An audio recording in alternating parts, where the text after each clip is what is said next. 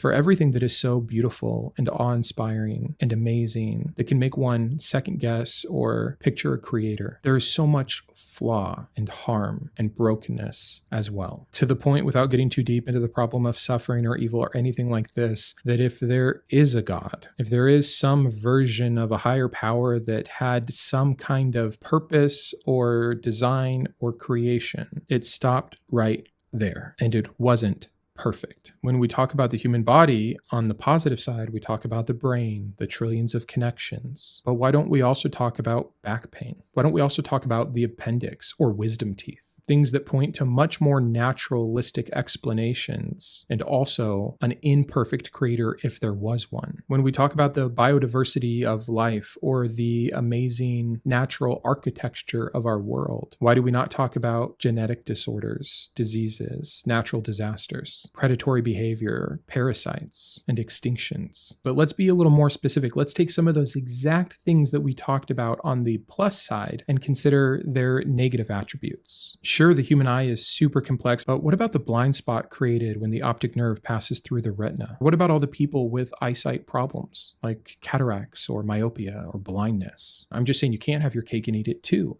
You cannot just point to the wonderful things and completely ignore all the problems. The immune system is amazing. It is a feat of evolution that rivals almost anything else, but it also malfunctions often and in horrific ways. For anyone here that has had any kind of chronic pain or an autoimmune disease, lupus or arthritis, or even, and simple enough, allergies. An allergy is our immune system responding inappropriately to a non-harmful substance. Kind of takes the wind out of the sails there a little bit. And similar, I mentioned the human genome is something that is absolutely fascinating, except when genetic mutations can lead to horrendous diseases like Huntington's, sickle cell anemia, cystic fibrosis. Are we giving credit to the designer for those? I don't think so. The circulatory system is amazing, but you know what the number one cause of death is? Cardiovascular disease, heart attacks, and strokes. And sure, the formation of the stars and planets is beautiful, and when we look out from Earth in a nice dark field and see the twinkling stars, it says something of beauty to us, but those stars, many of them are dead. Many of them have exploded, destroying their entire solar systems or being swallowed up by black holes. Space is vast and beautiful and awe-inspiring, but it is also terrifying and uninhabitable and mysterious and deadly. Just thinking of what I mentioned before, I talked about cellular machinery. Yes, crazy. But when it goes bad, you get cancer. I mentioned symbiosis, which is awesome, but it's one step away from becoming parasitic, and that can harm one or both of the organisms that we're benefiting. Our human microbiome is amazing. We're calling it the second brain. We're understanding so much about it,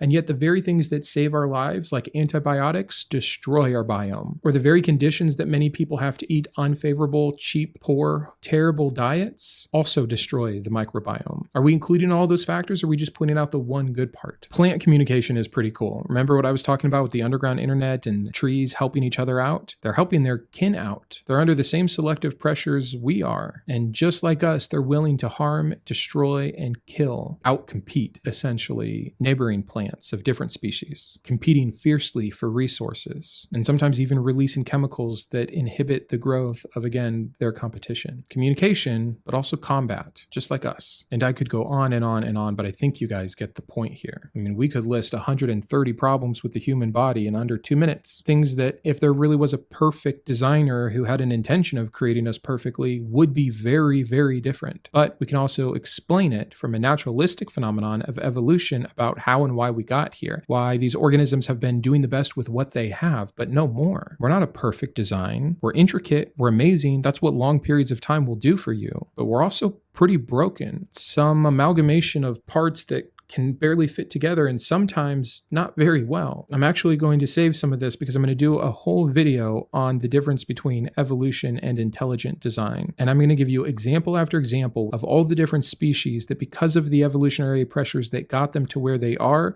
in an immense amount of pain or end up killing themselves, or all kinds of other horrendous things. I don't want to give away the video, but trust me when I say, for anyone out there that says, look how beautifully and perfectly designed we are, and thus God, and thus my specific God, there's a 10-to-1 ratio of cases against it when just looking at the facts of nature.